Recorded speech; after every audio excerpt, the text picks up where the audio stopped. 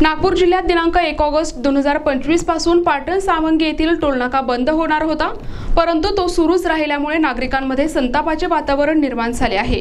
या घटनेचा निषेध म्हणून आम आदमी पार्टीच्या कार्यकर्त्यांनी आणि पदाधिकाऱ्यांनी पाटण सावंगी येथील हायवेवरील टोलनाक्यावर जाऊन चक्क 1 ते 2 तास बंद आंदोलन केले आहे। टोलनाका बंद होण्याऐवजी पुन्हा सुरू झाल्याने वाहन चालकांत तीव्र नाराजी होती।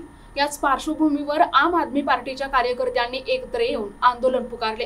दिनांक 2 ऑगस्ट रोजी 8 वाजता टोल बंद करण्यात येईल असे NHAIच्या अधिकाऱ्यांनी आंदोलकांना सांगितले। अधिकाऱ्यांच्या आश्वासनानंतर आंदोलन तात्पुरते मागे घेण्यात आले।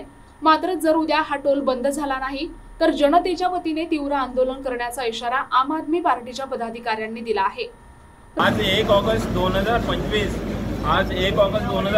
ला पाटण सावंगी येथील हा टोल नाका शासनाच्या आदेशानुसार हा बंद करण्यात येणार होता, परंतु आज 1 ऑगस्टला इथे टोल नाका चालू आहे आणि अक्षरशः तुम्ही जर बघत असाल तर भरपूर साऱ्या वाहनांकडून सकाळपासून इथे टोल वसूल करण्यात आलेला आहे।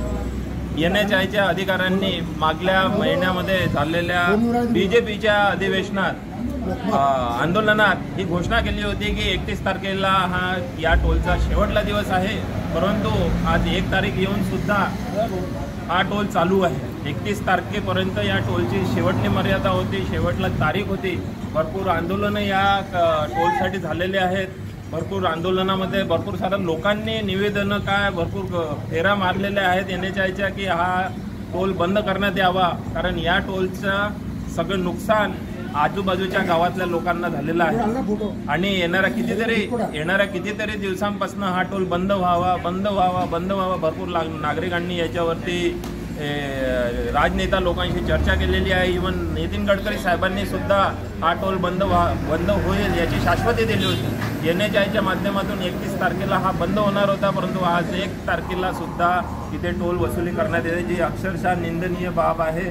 आणि झालेल्या आंदोलनामध्ये BJPच्या आंदोलनामध्ये सुद्धा त्यांनी डिक्लेअर करून सुद्धा ही आज 1 तारखेला हा टोल इथे अक्षरशः चालू असल्यामुळे आम आदमी पार्टीचे लोकांनी इथे निदर्शन करून याचा विरोध केलेला आहे। प्रतिनिधी मंगेश उराडे, NTV न्यूज मराठी, नागपूर।